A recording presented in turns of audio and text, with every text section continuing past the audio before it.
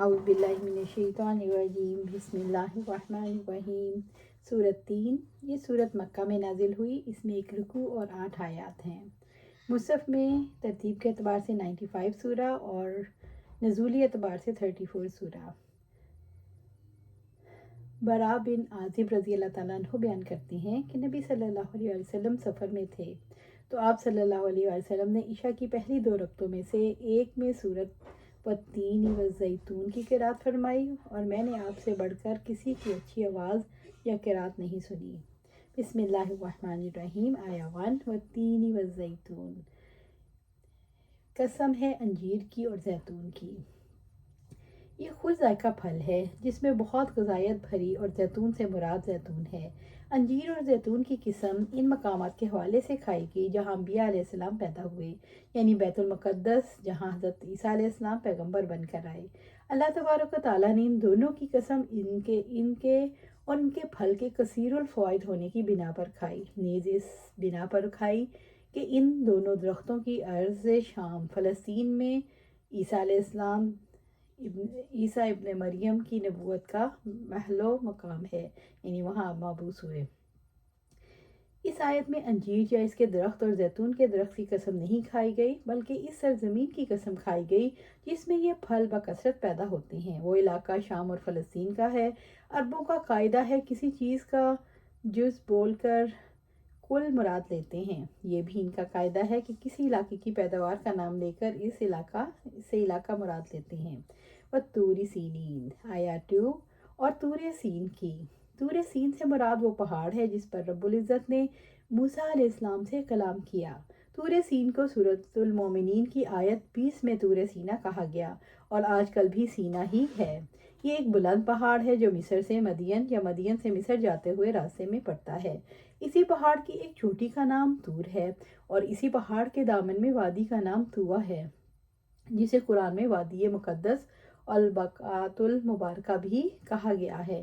اسی مقام پر موسیٰ علیہ السلام کو نبوت عطا کی گئی اور 2 دفعہ اللہ تعالیٰ سے ہم کلامی کا شرف حاصل ہوا۔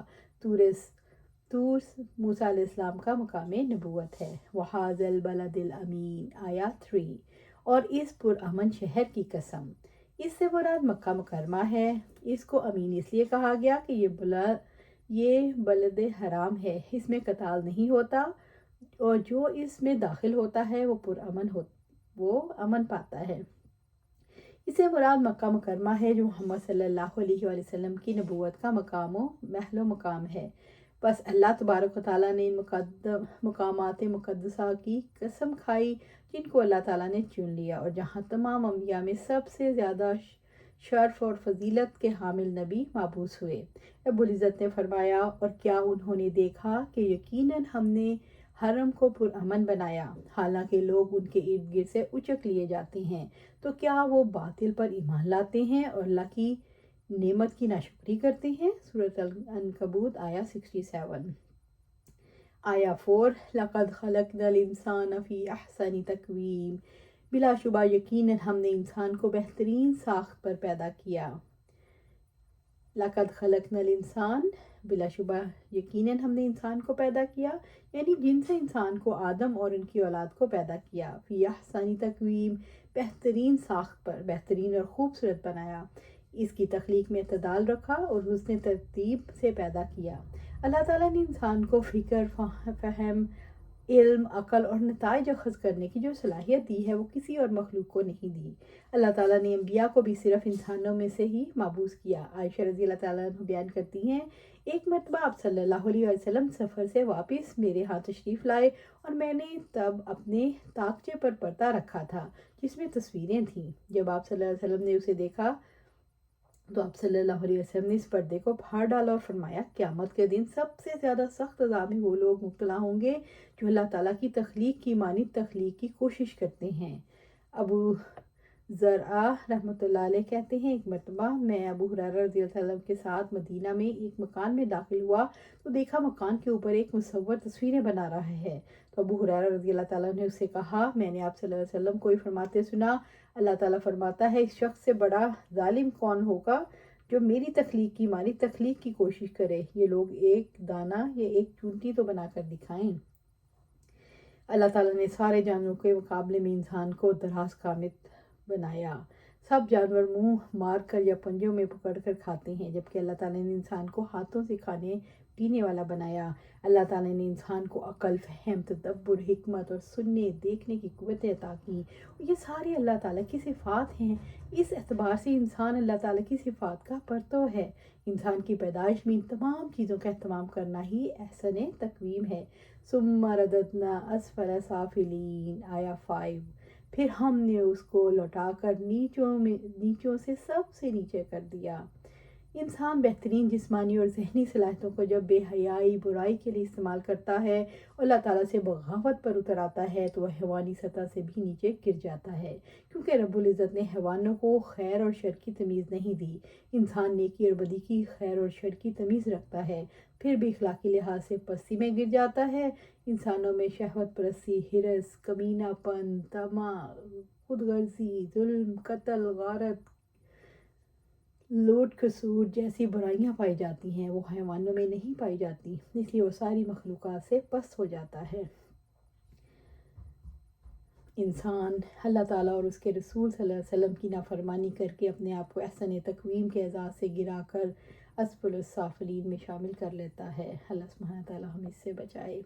आया 6, इल्लल्लज़ीना आमनू व अमिलुस्सालिहाति फलहुम अज्रुन गैरु ममनून।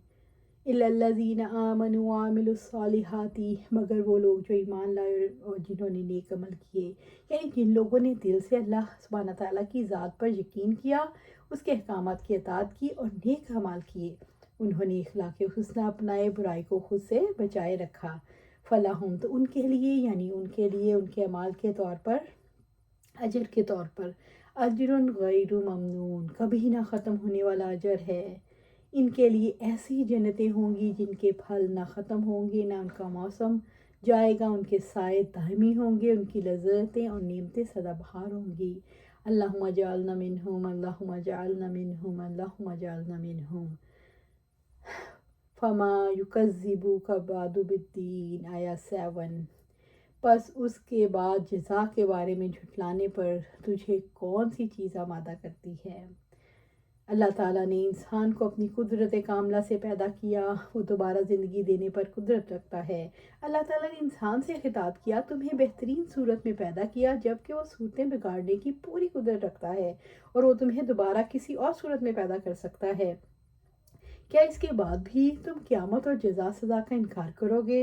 इंसान अपने अमाल के एतबार से दो ग्रोहों में बँटे हैं, आसानी तकवीम के तकाजे पूरे करने वाले और दूसरे असफल साफिलीन तक पहुँचने वाले। क्या दोनों ग्रोह के अमाल एक जैसे हैं, इनके नताइज एक जैसे हों, फिर आखिरत में नेक लोगों को उनके अमाल का बदला मिले और बुरे लोगों को बुरा। इसके इनकार की क्या गुंजाइश बाकी रह जाती है। बस ए इंसान, कौन सी चीज़ इसके बाद तुझे अमाल की जज़ा और सज़ा के झुटलाने पर आमादा करती है, हालांकि तू अल्लाह ताला की बहुत सी निशानियों को देख चुका है जिनसे तुझे यकीन हासिल हो सकता है। तू अल्लाह ताला की नेमतों को देख चुका है जो तुझ पर वाजिब ठहराती हैं कि तू उनमें से किसी चीज़ का इनकार ना करे जिसकी उसने तुझे खबर दी। अलैहिस्सलाहु बिअहकमिल हाकिमीन, आया 8। क्या अल्लाह ताला सब हाकिमों से बड़ा हाकिम नहीं। क्यों नहीं, अल्लाह सुब्हानहू तआला आप ही हैं। क्या दुनिया के बादशाहों के हाँ भी अदल का कानून राइज करने की कोशिश की जाती है, वो मुजरिमों को सज़ा और अच्छे काम करने वालों को अवार्ड देते हैं, तो जो हानों का बादशाह है उसके इंसाफ का भी यही तकाजा है, वो जालिमों से इंतकाम ले और बुरे अमल करने वालों को सज़ा दे। अल्लाह ताला तो सब हाकिमों से बड़ा आदिल हाकिम है। उसने दुनिया में फ़ौरन हिसाब किताब नहीं चुकाया, आखिरत तक मुअख्खर कर दिया, वहाँ वो इंसाफ के तकाजे पूरे करेगा। अल्लाह ताला किसी पर जुल्म नहीं करता, वो इंसाफ के लिए क़यामत बर्पा करेगा।